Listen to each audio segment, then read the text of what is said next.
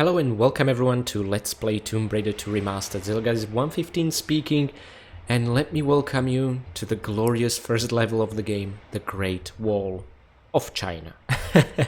So, let's go for that victory slide. And now, in this very first level of Tomb Raider 2, we are gonna get our hands on all 14 goodies. We are gonna obliterate 23 enemies, 2 of them explosively so, and we are gonna find this level's 3 secrets. Something I really appreciate about Tomb Raider 2 in terms of reducing the secret anxiety is that you know in advance there are always gonna be 3 secrets. And usually in order: silver, jade, gold, okay? The secrets in here are not triggered via entering or stepping on a particular tile like in the previous game. They are triggered via you picking up a secret item in the form of a dragon, which we're gonna see very shortly. Now, there is an exception to this, and that's the final 2 levels of the game that have no secrets, okay? So until you pick up at least one of the 3, you are just gonna see secrets found none, and then it's gonna be replaced by the icons of the secrets you have picked up, which is really neat. Now, you can also see on the screen the number of breakaway tiles, and in later levels that will also mean some other breakable objects, like breakable windows, all sorts of things. It gets a bit more varied in Tomb Raider 2 than it was in Tomb Raider 1. There it was just breakable tiles and, if I'm not mistaken, the eggs that the mutants would hatch from, which I forgot to originally include in my statistics, but I'm gonna do a far better job this time around. There are also 4 achievements to unlock, or if you haven't unlocked 2020 and 1010 in the Lara's home level and prefer to do it here, you will unlock 6 achievements overall, just to avoid confusion. Now, before we go any further, I just love to take a look at Lara's starting inventory. So this time she ditched her compass, which was actually misleading because it switched east and west a lot of the time. So it was a poorly functional compass. This time she has a stopwatch, which again, in terms of showing you south and north, is not useful at all. But you can see it is always ticking even when you're on the screen. And again, the stats we see here are different from those shown in original Tomb Raider 2. Here they are more completionist friendly because they're finally showing the number of pickups, which I love. Thank you so much. And this, of course, makes collect souvenirs from around the world achievement much easier to get because you know in advance what's there in the level, and they maintain the same stats format for Tomb Raider 3.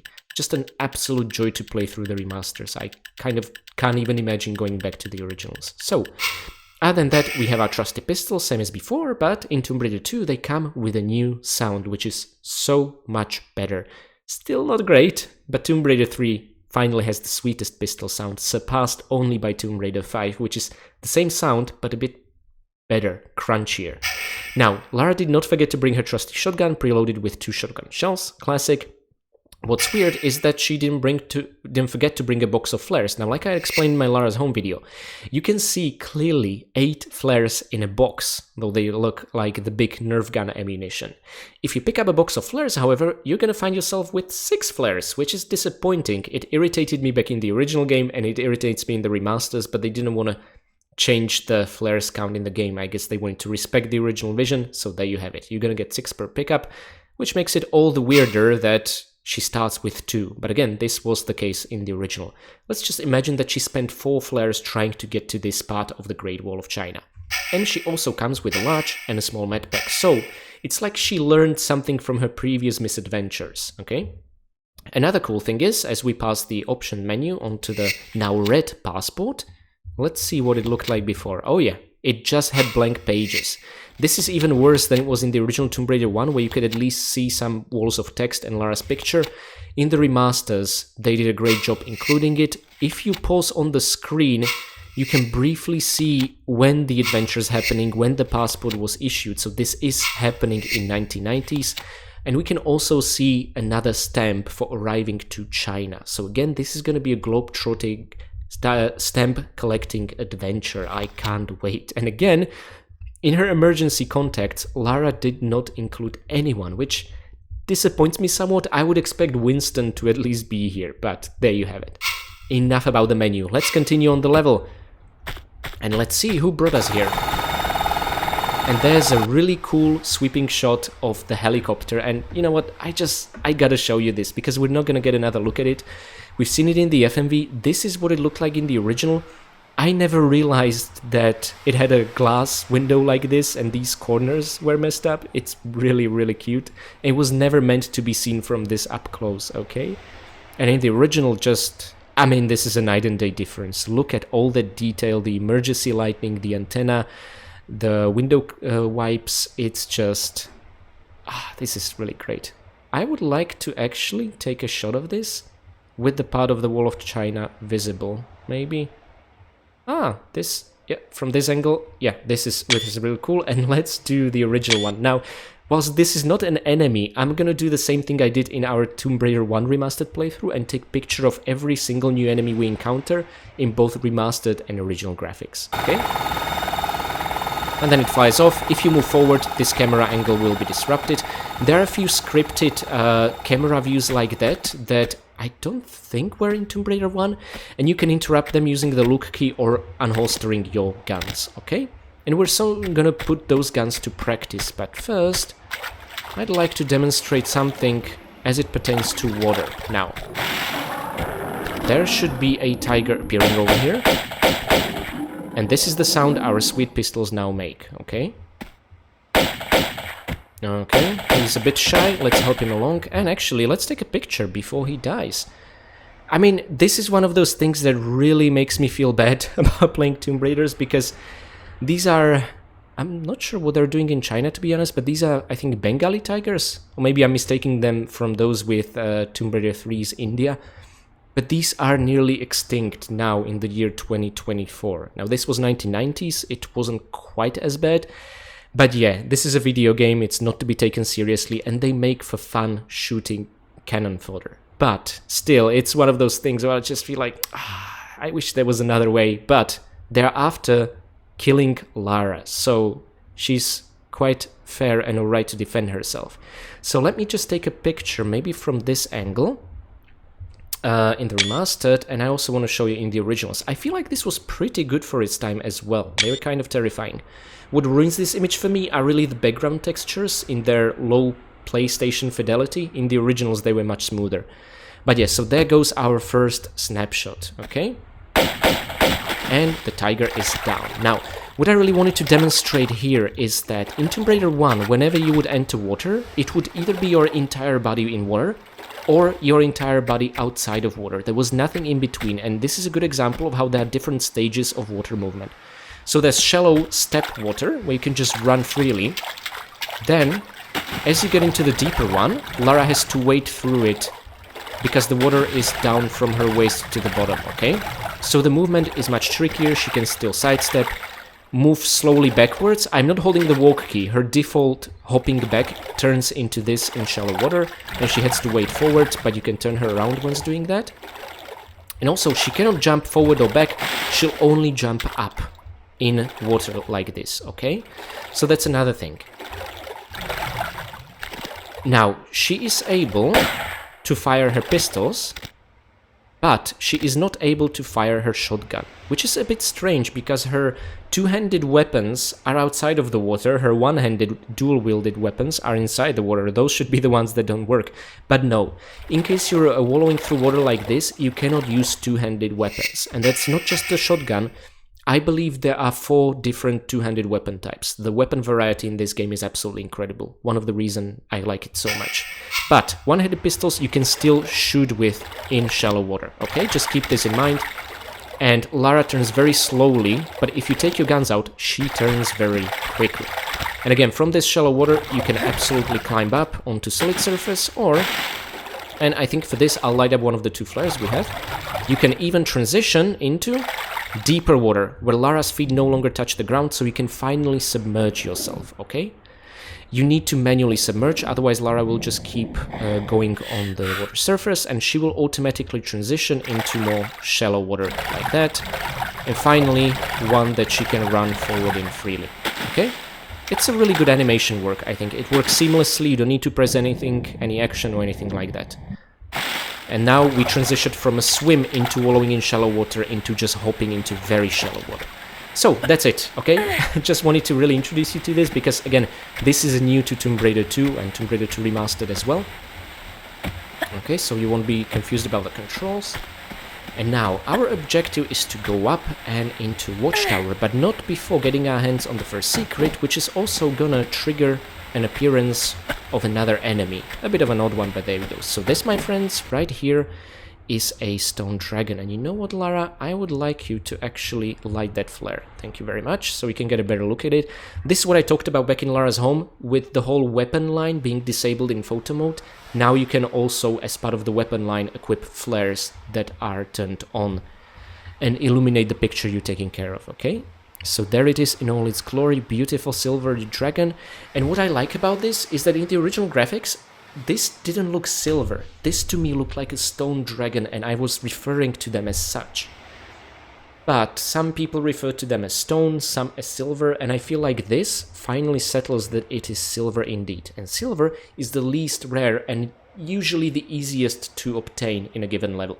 So it's more gamey, more arcadey as it pertains to secrets, but I prefer this because you kind of know in advance what you're getting into, okay? Let's pick it up, and hear the lovely secret chime. Lara throws off the flare automatically once it runs out, and now if you look at the stats screen, you will see that dragon's icon in here. This is not something new to remasters, this was the case in the original. I loved it back then, and I love it now. It's great stuff. And maybe you heard some roaring, because the moment we pick it up, a tiger appears. So, let's take care of it.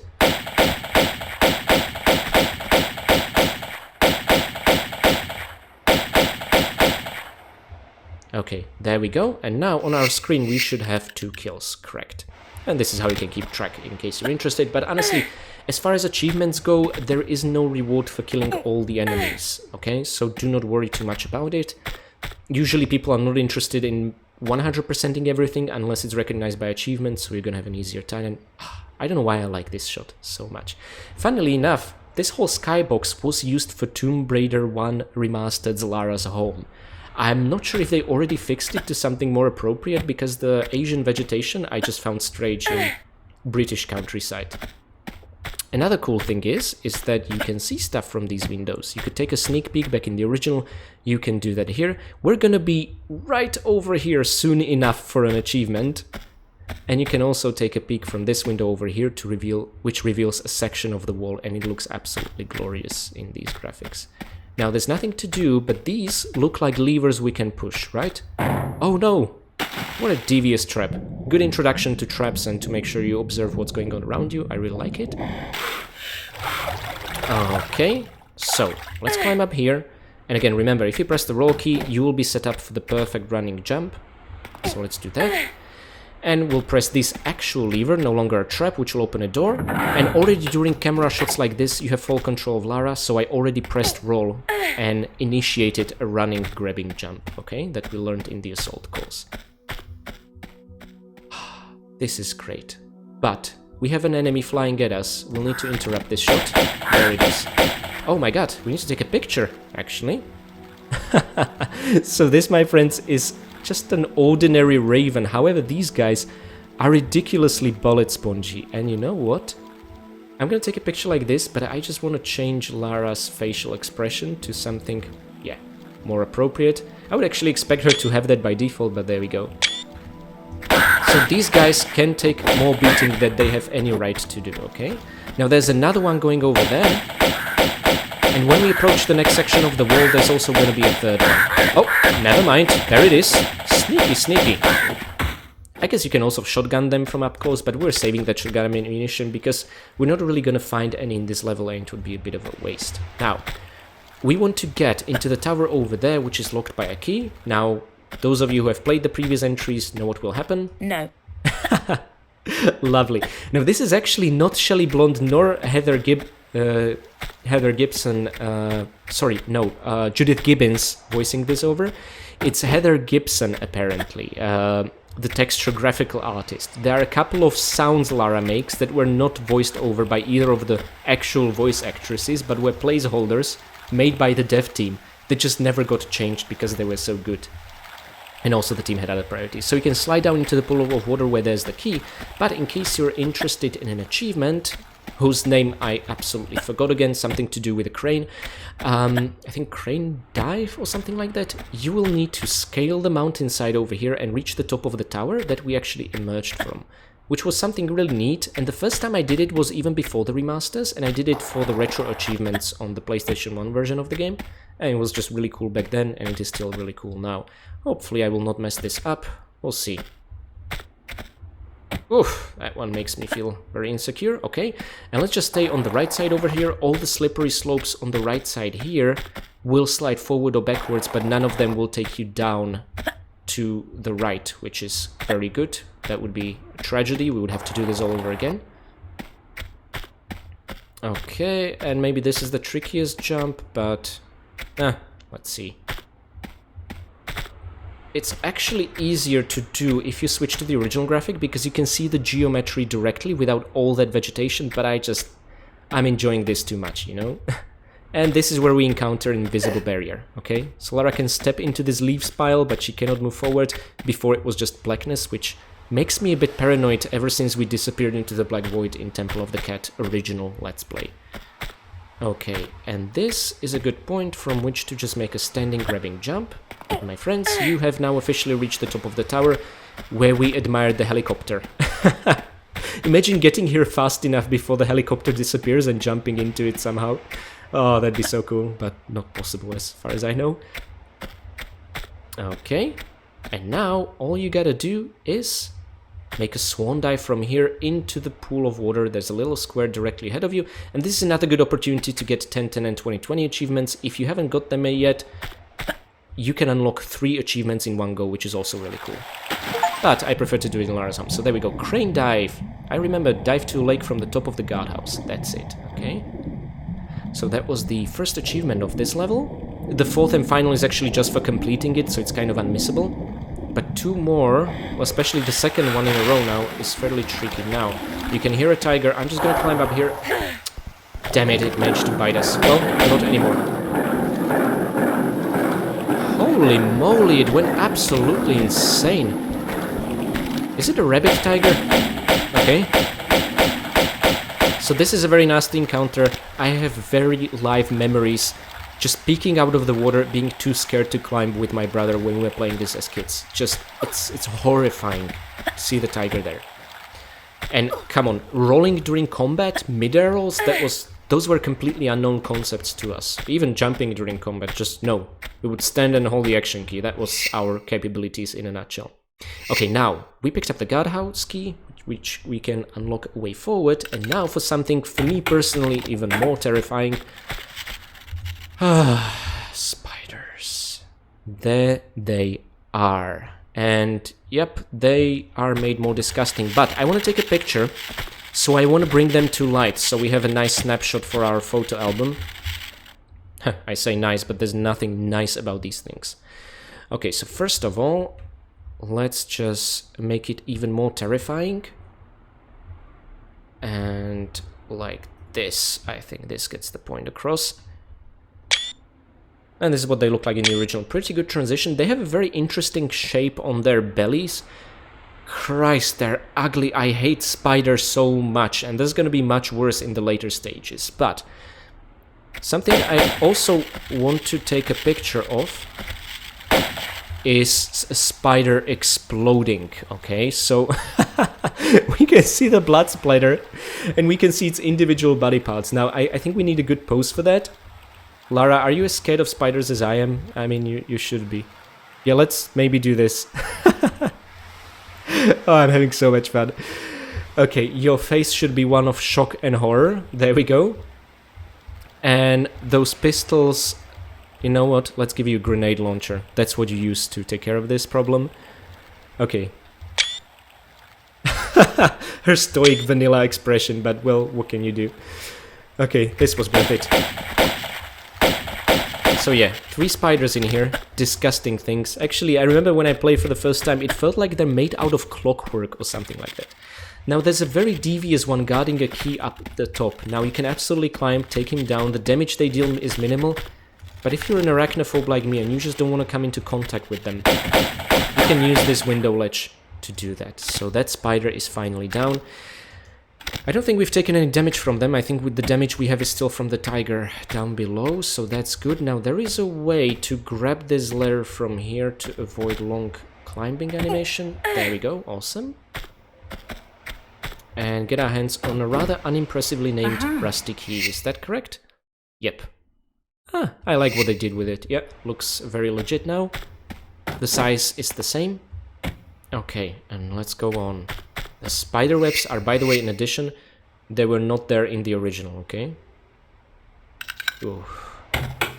No spider webs, you know what that means. Now, the vicious thing is about this is that 3 spiders drop from the ceiling to grab your attention, but there's a 4th one sneaking behind you. But, again, if you're quick enough, you can take care of them. Now, interesting thing, shortly after release, these spiders were, well, people say bullet spongy. That's not entirely the case, but Lara's aim was terrible when firing at them. Almost no shots would hit, so it would take ages to kill one. So this encounter was much nastier. They have since patched it, so it works properly. I think it actually even works better than in the original Tomb Raider 2, but there you have it. By the way, oh, so we do find shotgun shells in this level. Sorry, I was incorrect. You get 2 shotgun shells per pickup, okay? Just to keep in mind. And if you have the action indicators, again, enabled, let me show you, you will see that this is a movable block via Lara's hand icon, okay? So let me just turn that off real quick. Just wanted to demonstrate that again. Moving blocks works just like it did in Tomb Raider 1. It will work exactly like that in Tomb Raider 3. It will take Tomb Raider 4 and 5 to actually speed this up in a really cool way. Okay, now right over here is where I'm gonna make our first save. I'm using the save hotkey F5 on keyboard on PC because we are gonna tackle an achievement that is rather broken. There is a very good, reliable way to meet the achievement's criteria, to get onto the other side for the trap gauntlet without taking damage and without using a shimmying crevice. However, when you use it this particular way that I'm thinking, the achievement will never unlock, so we have to do it a bit more difficult way. But let me save here. Okay, and now let's slide down and let me show you exactly what I mean.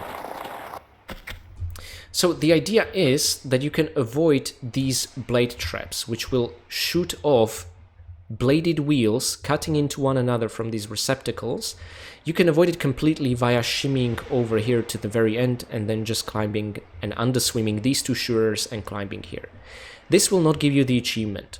There is another way, which involves making a running jump, moving a couple paces forward, and then jumping in a space to enter swimming animation and climb up. This also doesn't work. Essentially, whenever you jump, once you make it into the water, the achievement for whatever reason will be disabled. So we'll just have to do it an old-fashioned hard way.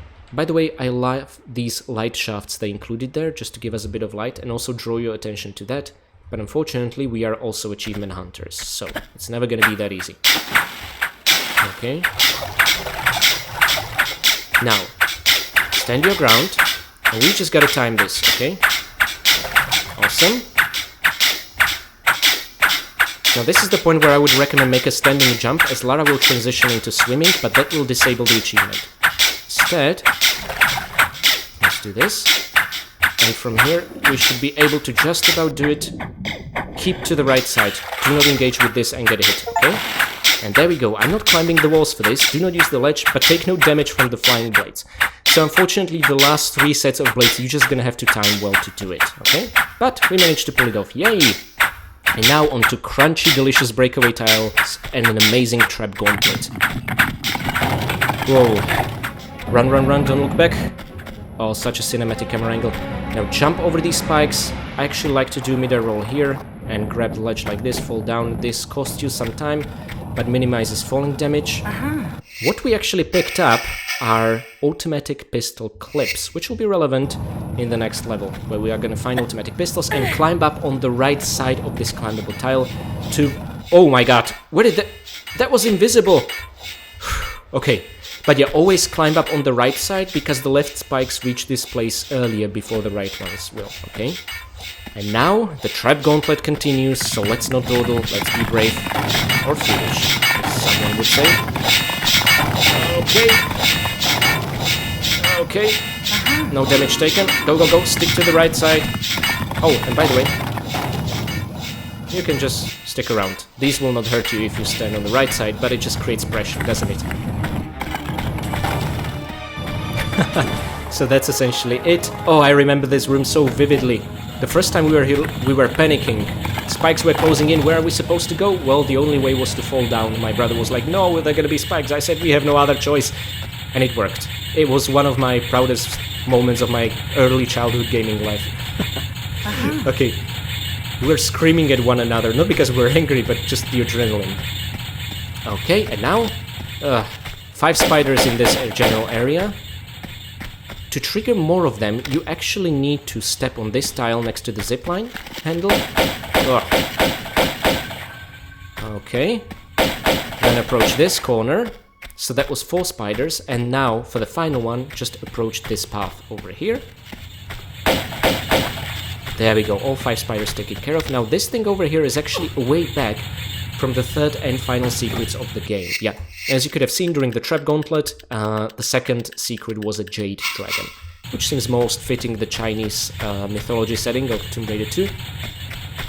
Okay, and now before you cross that pit of darkness via the zipline and continue on the level, please make a note of the crevice over here, because you can absolutely grab, redrop. Even the tile over in the corner is stable, you will not slide down, so you can use it to then regrab if you want so.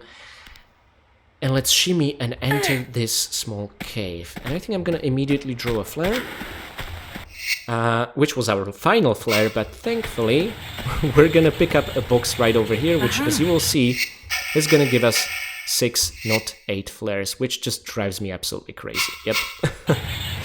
Alrighty then, so...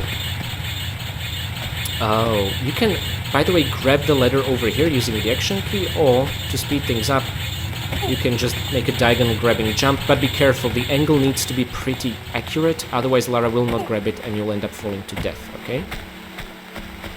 And now, if you'll forgive me, I'm gonna save the game again, because a lot can go wrong here. Let us unlock the Extinct means extinct achievement via killing of not 1, but 2 bloody T-Rexes guarding the 3rd secret. This is clearly just an Easter egg, not to be taken too seriously, but my god. You can also use shotgun, I guess, but the trick to this achievement is to keep this T-Rex alive until you pick up the 3rd secret, okay? It might seem a bit counterintuitive, but trust me, because we need to get rid of any evidence, and the only way we can do that is to make it explode with a grenade launcher. And this is how secret rewards work. So we got a small health pack, we got a grenade launcher preloaded with 2 grenades, and 2 grenade pickups, each preloaded with 2. Honestly, as far as its effectiveness goes, and even its ammunition distribution, think of grenade launcher as an improved shotgun, because it's really inefficient on longer ranges, although its medium range is a bit better. The best use of a grenade launcher always is from up close, because then the actual 3D flying projectile, it decreases the chance that you are gonna miss, okay? And we are now gonna put it to great practice. Hopefully 6 grenades will be enough to make both T-Rexes go boom, because now there are 2 of them. Next. Okay. I'm gonna need you to cooperate and come a bit closer. I have snacks for you. Open your mouth.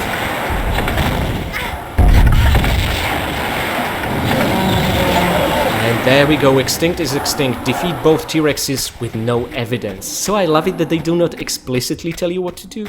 No evidence means do not leave a corpse behind. And grenade launcher is the only way to achieve that, okay? Now, one thing I like to talk about in my original Let's Play that I did almost a decade ago, if you were to land a killing blow using an explosive weapon on an enemy, your kill count would get messed up. You would be either awarded 2 kills, 3 kills, 4 kills. At some point I was even awarded 5 kills for killing a single enemy with a grenade launcher. This messed up my kills count, which I always wanted to keep accurate and follow throughout the games, so unfortunately I had to refrain from killing anything with a grenade launcher. But I'm so happy to report this is no longer the case in the remasters.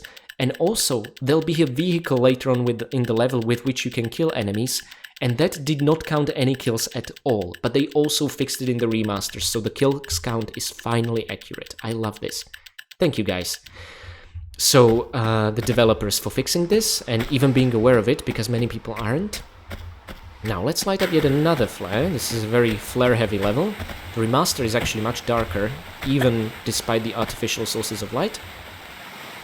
Now, this is one of those things where Lara's realistic movements make me very unhappy, and I'm not super stoked about the addition of ladders, how long it takes to climb something up. They sped this up quite nicely in Legend Anniversary and Underworld, but here, yeah, we get the full treatment. So, it takes ages, I guess it gives weight to Lara's movements.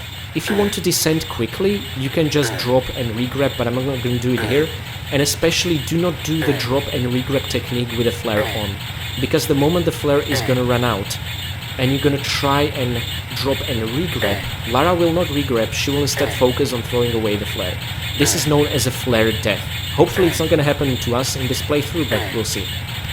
So just be careful about that, okay? But the flare lasted during the entire duration of our climb, so that's pretty neat. And this should look familiar. This is where we killed the spider, and I told you this is a way back from the third secret. Okay.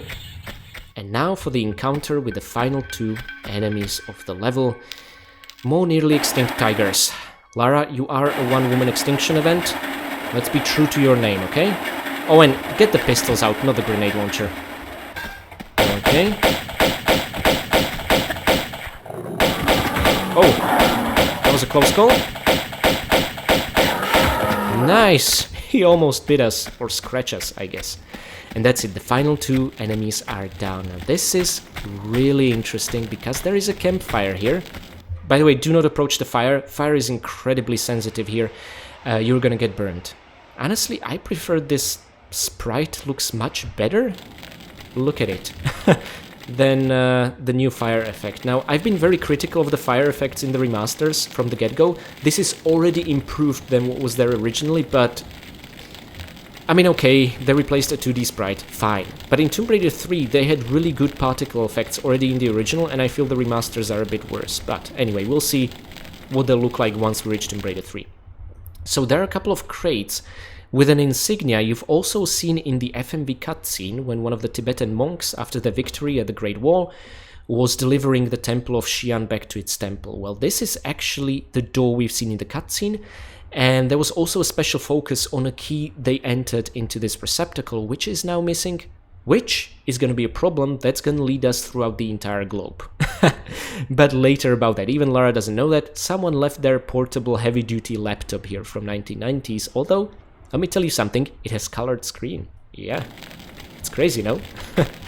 So, one other thing I want to say, in case you do set Lara on fire, you can still run towards this door and trigger the level exit, and you're gonna start the next level with full health and not being set on fire. I have tested this after our misadventures in Tomb Raider Last Revelation, where at the end of Guardian of Samarkand level, I set Lara on fire, I made it to the level end, and at the beginning of the Desert Railroad, as the camera was sweeping in, Lara was just standing there burning alive. So it doesn't behave exactly like it did in Tomb Raider 4 original release. There are some changes, okay? So just something to keep in mind. But if that happens, you can just run to the level exit or maybe pop in a small medpack, whatever, if you don't want to reload your game. And over here is a particularly interesting hidey hole where we'll be ambushed from. I remember trying to climb this with my brother when we were young. We were really frustrated we cannot. There's a reason for that. We are not supposed to be there or see it. But my friends, that's it for the first level. Let's see sort of the narrative conclusion of what is going on right here. I'm gonna see you on the stat screen.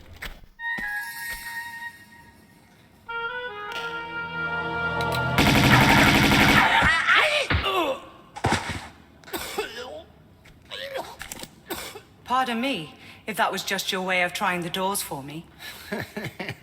With a Tommy gun on my keyring. Though not anymore. So after you. Somehow, you don't behave like you got the monk's blood. I understand that somehow is in my favor. So indulge me about the dagger. I'd be indebted with your life. These doors are waiting for the right one. The right time to arrive. And then the dagger's blade will honor the hearts of those who believe. So unless you pledge your loyalty as well. And which one is that? To the sins and fortunes of Marco Bartoli.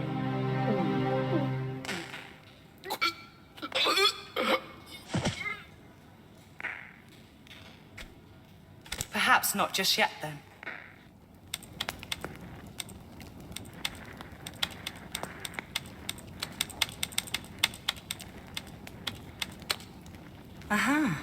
Gianni Bartelli, Via Caravelli, Venice.